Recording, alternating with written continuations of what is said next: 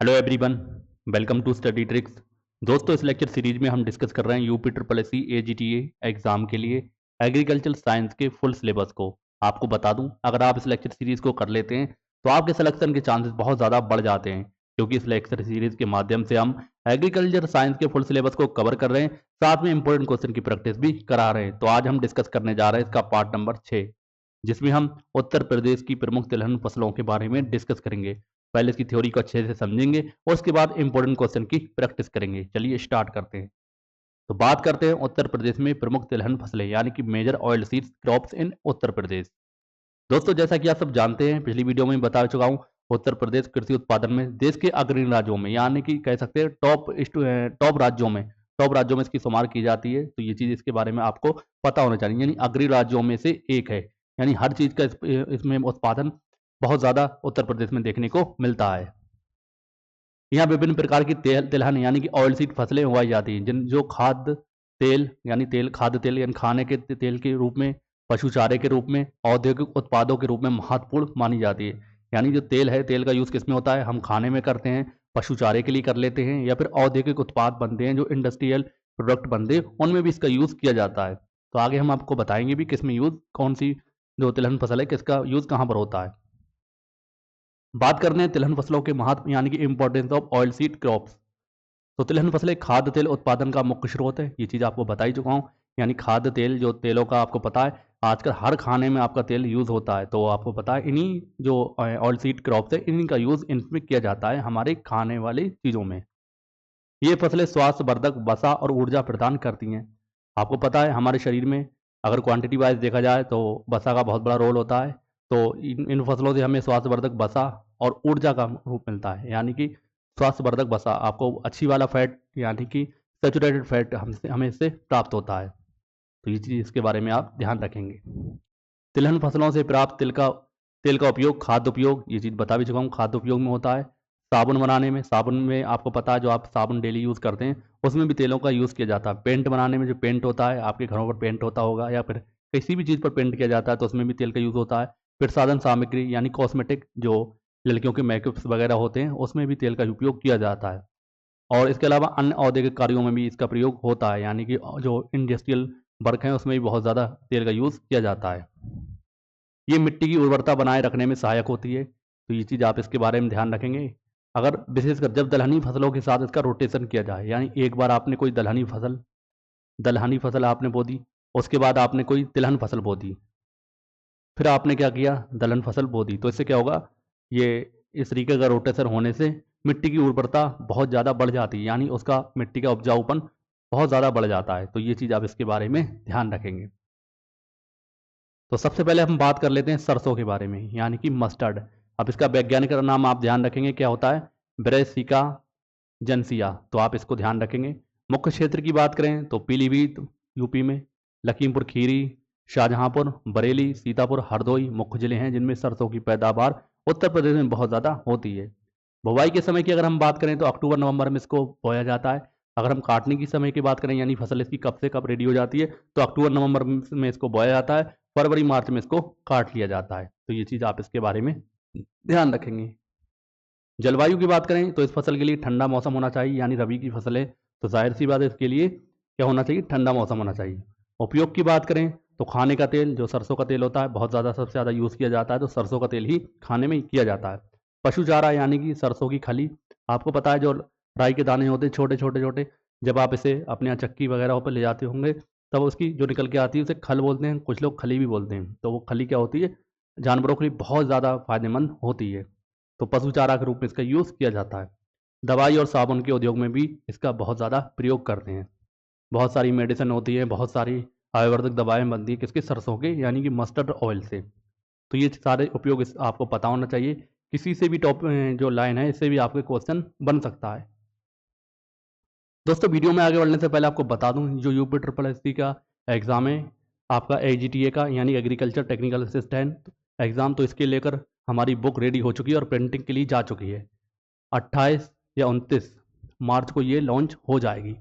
बहुत बेहतरीन कंटेंट के साथ इस बात की चैलेंज देता हूँ, मार्केट में जितनी भी बुक हैं सबसे बेस्ट और कह सकते हैं पॉइंट टू पॉइंट बुक को इसको लिखा गया है। बहुत ज़्यादा फालतू चीज़ों को आपको पढ़ने की ज़रूरत नहीं है, बिल्कुल पॉइंट टू पॉइंट इतना ही कर लेंगे, आपका सिलेक्शन के चांसेस बहुत ज़्यादा बढ़ जाएंगे। तो ये बुक जैसे ही आ जाएगी प्रिंट होकर, वैसे ही मैं इसका रिव्यू वीडियो बना दूंगा, और आप अगर परचेस करना चाहें तो आप मुझसे कांटेक्ट कर सकते हैं। इसकी प्राइस भी कम से कम रखने की कोशिश करेंगे। मार्केट में जितनी भी बुक हैं इसकी, उनसे प्राइस इसकी कम रखी जाएगी, और जब आप कंटेंट इसका देखेंगे तो आप खुश हो जाएंगे। यानी पूरी थ्योरी आप अच्छे से पढ़ेंगे, उसके बाद 1000 प्लस MCQ भी इसमें दे रखें, जिससे आपका कोई भी क्वेश्चन कहीं से भी आ जाएगा, गलत नहीं होगा।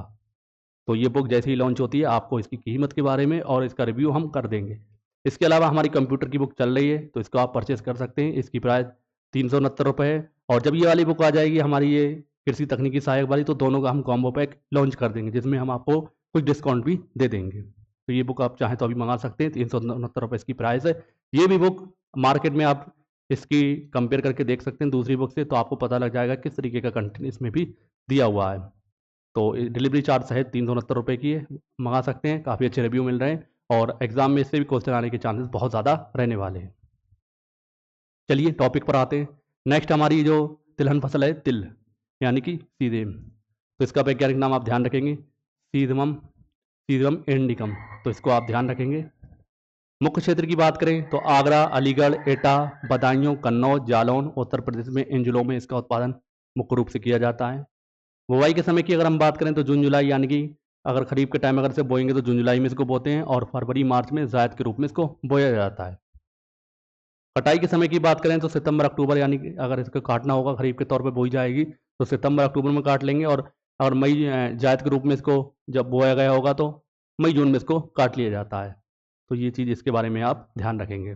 जलवायु की बात करें तो गर्म और शुष्क क्षेत्र इसके लिए इंपॉर्टेंट होता है, ध्यान रखेंगे ये भी। उपयोग की अगर हम बात करें तो उच्च गुणवत्ता वाले तिल का तेल इसके लिए बनता है। मिठाइयों और खाद्य उत्पादों में इसका उपयोग किया जाता है। किसका? तिल का। तिल के लड्डू बहुत ज़्यादा टेस्टी होते हैं और फ़ायदेमंद भी बहुत ज़्यादा होते हैं, आपने कभी ना कभी खाए ज़रूर होंगे। आयुर्वेदिक दवाइयों में बहुत ज़्यादा इसका यूज़ किया जाता है, तो आयुर्वेदिक दवाइयों में बहुत ज़्यादा महत्वपूर्ण भूमिका निभाता है तिल। तो ये सारे तिल के बारे में सारे पॉइंट्स हैं, आप इनको ध्यान रखेंगे। अगली हमारी तिलहन फसल आती है मूंगफली यानी ग्राउंडनट, आप लोगों ने बहुत खाई होगी, आर्चिस हाइपोजिया। तो इसका ये वैज्ञानिक नाम है, इसको भी आप ध्यान रखेंगे। मुख्य क्षेत्र की बात करें, झांसी, जालौन, ललितपुर, चित्रकूट, बांदा, ये उत्तर प्रदेश के प्रमुख जिले हैं जहाँ पर इसका उत्पादन बहुत ज़्यादा मात्रा में किया जाता है। बुवाई के समय की अगर हम बात करें तो जून जुलाई, यानी ये खरीफ की फसल है तो जून जुलाई में इसको बोया जाता है, और अक्टूबर नवंबर में इसको काट लिया जाता है। जलवायु की अगर हम बात करें, गर्म और शुष्क क्षेत्र, यानी खरीफ की फसल है तो गर्म और शुष्क क्षेत्र इसके लिए होना चाहिए, यानी टेम्परेचर ज़्यादा होना चाहिए। ये चीज़ आप इसके बारे में ध्यान रखेंगे। उपयोग की अगर हम बात करें तो खाने का तेल, मूंगफली का तेल के रूप में इसका बहुत ज़्यादा यूज़ किया जाता है। पशु चारा यानी मूंगफली की खली जो होती है तो उसे पशु चारे के रूप में प्रयोग किया जाता है। मूंगफली, नमकीन, मिठाइयाँ और पेस्ट्री में इसका उपयोग बहुत ज़्यादा किया जाता है। मूंगफली का टिक्का आपने देखा होगा, जिसमें मूंगफली पड़ी होती है, तो उस तरह से ही बहुत ज़्यादा इसका यूज़ किया जाता है। अगली हमारी तिलहन फसल है सूरजमुखी यानी कि सनफ्लावर। इसका वैज्ञानिक नाम है हेलिंथस एनस, तो इसको आप ध्यान रखेंगे।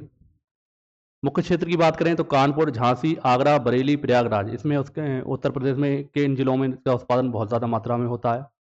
बुवाई के समय की बात करें तो फरवरी, मार्च और जून जुलाई में इसका बुवाई की जाती है, और कटाई के समय की बात करें अप्रैल, मई और सितंबर, अक्टूबर में इसको काट लिया जाता है। तो ये भी आप इसके बारे में ध्यान रखेंगे। जलवायु के लिए बात करें तो गर्म और शुष्क मौसम इसके लिए इंपॉर्टेंट माना जाता है।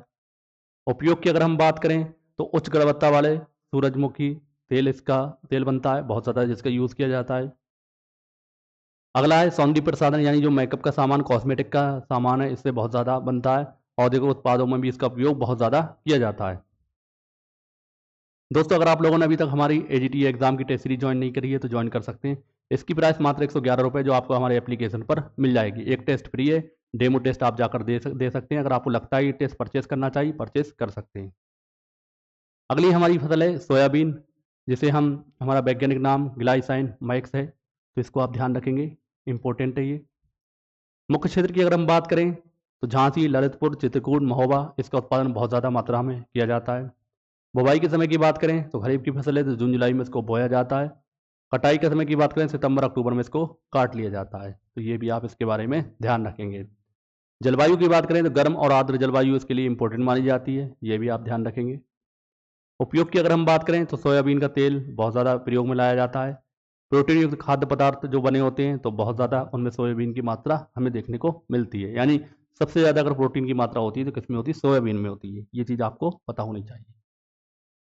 पशु आहार और दवा के उपयोग में भी, उद्योग में भी इसका बहुत ज़्यादा प्रयोग किया जाता है। किसका? सोयाबीन का। तो ये सारी चीज़ें इसके बारे में आप ध्यान रखेंगे। दोस्तों हमने तिलहन फसलों के बारे में सारे इंपॉर्टेंट पॉइंट देख लिए। अब हम इंपॉर्टेंट क्वेश्चन की प्रैक्टिस करते हैं, जिससे आपका ये टॉपिक पूरी तरीके से क्लियर हो जाएगा। चलिए देखते हैं। तो हमारा पहला क्वेश्चन है, उत्तर प्रदेश में उगाई जाने वाली प्रमुख तिलहन फसल कौन सी है? दोस्तों उत्तर प्रदेश में जो सबसे ज़्यादा उगाई जाने वाली तिलहन यानी तेलों वाली फसल कौन सी है? वो है सरसों। इसका यूज़ बहुत ज़्यादा मात्रा में किया जाता है। तो ऑप्शन हमारा सी करेक्ट हो जाएगा। ध्यान रखेंगे। और ये रबी के मौसम में उगाया जाता है इसको, ये भी ध्यान रखेंगे। अगला क्वेश्चन हमारा, उत्तर प्रदेश में सरसों की बुवाई का उपयुक्त समय क्या है? तो सरसों की बुवाई कब की जाती है? आपको ध्यान होना चाहिए। तो ये इसका जो बुवाई होती है अक्टूबर नवंबर में इसको किया जाता है, क्योंकि ये रबी की फसल है। ये चीज़ें भी आप ध्यान रखेंगे, रबी की फसल है। तो ऑप्शन हमारा बी करेक्ट हो जाएगा। सरसों का बुवाई का समय रबी के सीजन में अक्टूबर नवंबर के दौरान की जाती है और मार्च अप्रैल में इसको काट लिया जाता है। तो ये भी आप इसके बारे में ध्यान रखेंगे। अगला क्वेश्चन हमारा, उत्तर प्रदेश में कौन सी तिलहन फसल खरीफ मौसम में उगाई जाती है? सूरजमुखी, तिल, सोयाबीन, सभी उपरोक्त। तो ये सारी यहाँ उत्तर प्रदेश में खरीफ के मौसम में उगाई जाने वाली कौन सी हैं? खरीफ तिलहन फसल हैं। तो इसमें ऑप्शन हमारा डी करेक्ट हो जाएगा। ध्यान रखेंगे, ये सारी क्या है? खरीफ मौसम की तिलहन फसलें में हैं, जो जून जुलाई में बोई जाती है और अक्टूबर नवंबर में इसको काट लिया जाता है। अगला क्वेश्चन हमारा, उत्तर प्रदेश में तिल की खेती मुख्य रूप से किस प्रकार की मिट्टी में होती है? तो किस प्रकार की मिट्टी में होती है? जालोढ़ मिट्टी में। ध्यान रखेंगे, इस तरीके के क्वेश्चन भी आपसे एग्जाम में पूछ सकते हैं। तो तिल की खेती के लिए जालोढ़ मिट्टी उपयुक्त होती है, जो उत्तर प्रदेश के कई जिलों में पाई जाती है। अगला क्वेश्चन हमारा, उत्तर प्रदेश में कौन सी तिलहन फसल सबसे अधिक उत्पादन देती है? तो कौन सी देती है? सरसों। ध्यान रखेंगे, ऑप्शन हमारा ए करेक्ट हो जाएगा। तो सरसों उत्तर प्रदेश की सबसे महत्वपूर्ण तिलहन फसल है, जिसका उत्पादन अन्य तिलहन फसलों की तुलना में अधिक होता है। अगला क्वेश्चन हमारा, उत्तर प्रदेश में मूंगफली की बुवाई का उपयुक्त समय क्या है? तो मैंने आपको बताया भी था भी कि मूंगफली एक खरीफ की फसल है, तो जिसका कब बोया जाता है? इसको जून जुलाई में बोया जाता है, अक्टूबर नवंबर में इसको काट लिया जाता है। तो इसमें ऑप्शन हमारा बी करेक्ट हो जाएगा। तो मूंगफली खरीफ की फसल है, जिसे जून जुलाई में बोया जाता है, अक्टूबर नवंबर में काटा जाता है। अगला क्वेश्चन हमारा, सरसों की कौन सी प्रजाति उत्तर प्रदेश में लोकप्रिय है? वर्णा, पीली सरसों, कृष्णा। तो ये सारी क्या है? सरसों की प्रमुख प्रजाति। तो इसमें ऑप्शन हमारा डी करेक्ट हो जाएगा, सभी उपरोक्त। तो ध्यान रखेंगे, वर्णा, पीली सरसों, कृष्णा जैसी उन्नत किस्में लोकप्रिय हैं, जो अधिक उत्पादन देती हैं। अगला क्वेश्चन हमारा, सोयाबीन की खेती उत्तर प्रदेश के किन जिलों में सबसे अधिक होती है, की जाती है? तो कौन से जिलों में की जाती है उत्तर प्रदेश के? झांसी और ललितपुर में। तो सोयाबीन की बहुत ज़्यादा मात्रा में यहाँ पर उत्पादन होता है, झांसी और ललितपुर में। ऑप्शन हमारा ए करेक्ट हो जाएगा। ध्यान रखेंगे, उत्तर प्रदेश की में सोयाबीन की खेती मुख्य रूप से बुंदेलखंड क्षेत्र, झांसी और ललितपुर में की जाती है। अगला क्वेश्चन हमारा, सरसों की फसल की कटाई के लिए उपयुक्त समय कब होता है? तो कब होता है? ध्यान रखेंगे, सरसों की फसल एक रबी की फसल मानी जाती है, तो इसको मार्च अप्रैल में हम काट लेते हैं। तो इसमें ऑप्शन हमारा बी करेक्ट हो जाएगा। तो सरसों की फसल मार्च अप्रैल में पककर तैयार हो जाती है, इस समय पर इसकी कटाई की जाती है। हमारा लास्ट क्वेश्चन है, उत्तर प्रदेश में तिलहन फसलों को बढ़ावा देने के लिए कौन सी योजना चलाई जाती है? तो कौन सी चलाई जाती? राष्ट्रीय तिलहन मिशन। ऑप्शन नंबर हमारा इसमें सी करेक्ट हो जाएगा। तो राष्ट्रीय तिलहन मिशन यानी कि national mission on oil seed के तहत उत्तर प्रदेश में तिलहन फसलों का उत्पादन को बढ़ावा दिया जाता है। तो आप ये इसके बारे में ध्यान रखेंगे, इंपॉर्टेंट क्वेश्चन है। इस तरीके के क्वेश्चन आपके एग्जाम में आ सकते हैं। तो ये थे दोस्तों हमने जो आज डिस्कस करा उत्तर प्रदेश की तिलहन फसलों के बारे में और इम्पोर्टेंट क्वेश्चन की प्रैक्टिस की है। आई होप आपने सारी कुछ अच्छे से पढ़ा। तो उम्मीद करता हूँ आपको आने वाले एग्जाम में बहुत ज़्यादा हेल्प मिलेगी। और बाकी हमारी बुक जब आ जाएगी तो आप उसको परचेज कर सकते हैं। बहुत बेहतरीन कंटेंट को बहुत मेहनत के साथ उसको लिखा गया है। आप उसे बहुत ज़्यादा फालतू किताबों से पढ़ने से बचेंगे और उसको आप कर लेंगे तो आपका सिलेक्शन के चांसेस बहुत ज़्यादा बढ़ जाएंगे। तो जैसी ही बुक आएगी आपको उसका रिव्यू वीडियो बना दिया जाएगा। बाकी कंप्यूटर की बुक आप चाहें तो ले सकते हैं। और इसके अलावा हमारा जो टेस्ट सीरीज चल रहा है उसको भी आप एक डेमो टेस्ट है उसको जाकर दे सकते हैं। डेमो टेस्ट के बाद आपको लगता है कि आपको टेस्ट परचेज करना चाहिए तो 111 रुपये में आप उसको परचेज कर सकते हैं। तो आज का वीडियो हेल्पफुल लगा होगा तो वीडियो को लाइक और चैनल को सब्सक्राइब जरूर कर लें।